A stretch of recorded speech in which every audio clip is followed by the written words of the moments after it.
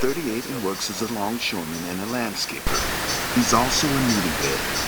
Best thing about my life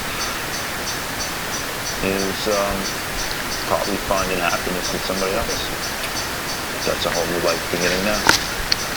They're gonna kick your ass on the side like that and do volley onto your ass.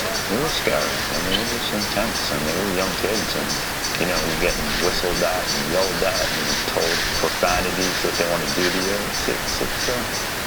know, you live there with a whole different outlook. Without a doubt, going to prison definitely kept me from getting in more trouble. I didn't always think this either. The truth that it was a good thing in the beginning because of the negative reaction I got from other kids. Oh, you had tears in your eyes, you know. I would have went there and told them off. I would have spit in his face. I had no idea what really prison was until that day. Really prison was. It scared the hell out of me.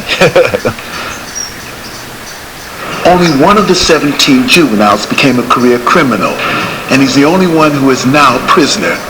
Ironically, 20 years ago, Kadir predicted his future. In my future, I think I'll be a professional thief. Kadir's career of choice has resulted in 6 convictions totaling 15 years behind bars. He's now 39 years old. In 1994, he was sentenced to 10 years for armed robbery and burglary. Although Kadir has 5 living children, we were his only visitors in 5 years. First time I've ever gotten in trouble was 8 years old. It was basically burglaries, stealing cars. As a matter of fact, when we met, they were attempting to steal your equipment. I would take everything you have if you give me the chance. Of all the kids who went through the program the day we filmed Scared Straight, you were the only one who wound up going into maximum security prisons. Why you? Drugs. It's always the result of drugs. I've never done anything when I was sober or clear-headed, so I would have to attribute that to drugs. I've been using drugs for over 17 years, be it cocaine or heroin or crack cocaine. I'm not proud of it. It was something like I just had to have it. 10 years ago, like now, Kadir was the only scared straight juvenile in prison. And at that time, Malik was the only lifer out on parole. Malik decided to pay Kadir a surprise visit to find out what went wrong. How are you there, man? You know me? You don't know me? Apparently you must have forgotten me.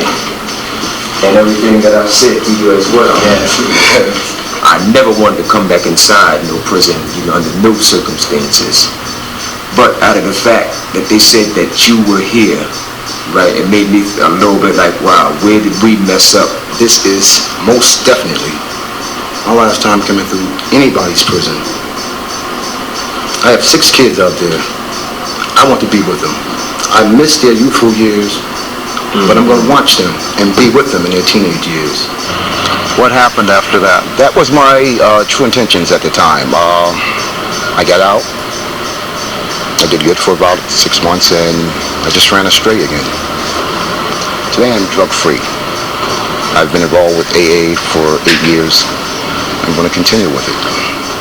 Malik once again is an inmate, now in the same prison as Kadir.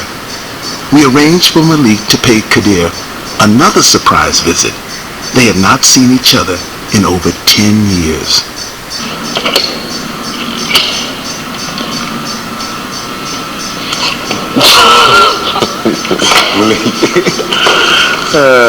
Boy, what's up, man? Hey, how you doing, man? I'm alright. About yourself? I'll tell you, trying to make it kind of surprised to see you. Same. Yeah. Thought you was out there doing well. I was. Well. Except for allowed myself to be in the wrong place at the wrong time. I knew it's kind of hard for me to tell you how could you and be sitting in the same place. And I can't keep doing this. This is sheer madness. We destroy our own families when we come to jail.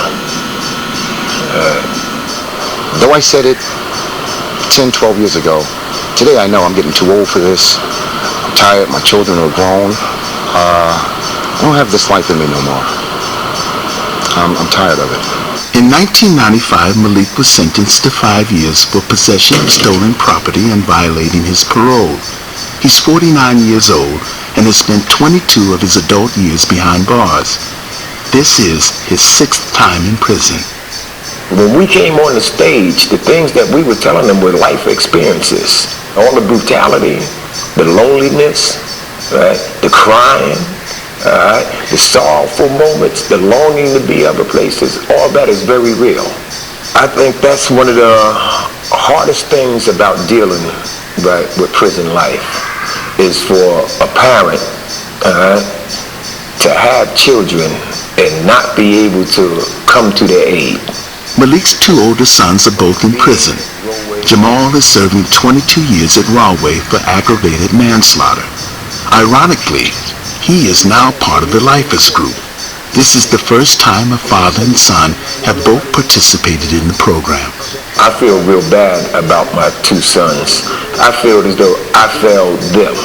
When I look back when they were younger, when they was between the ages of 7 and 12 years old, I would take them places with me while I was doing criminal things and everything. I was involved in selling drugs and everything for a period of my life, using drugs, doing armed robberies, carrying pistols. So all those things that they remembered me doing and hearing people talk about me doing, they wanted to become a part of. The first time getting in court, getting involved with the criminal system when I was 8 years old. 9 years old, malicious damage. After that, attempted robbery, burglary. By the time I realized that it was wrong and I was trying to steer them away from it, it was too late. That's how my father is so wonderful, because he was reaching out to us even though he was locked up. I'm grateful that my son has finally came into himself, Jamal, and is working with the Lifers group, because I know that has helped me immensely, so I'm sure it's going to be of some service to him. Now in his 23rd year, the Lifers Juvenile Awareness Project is still going strong at East Jersey State Prison, formerly Rahway. See that boy over there? Tell him not to throw your shit up against the fuck. Who is that? All of y'all.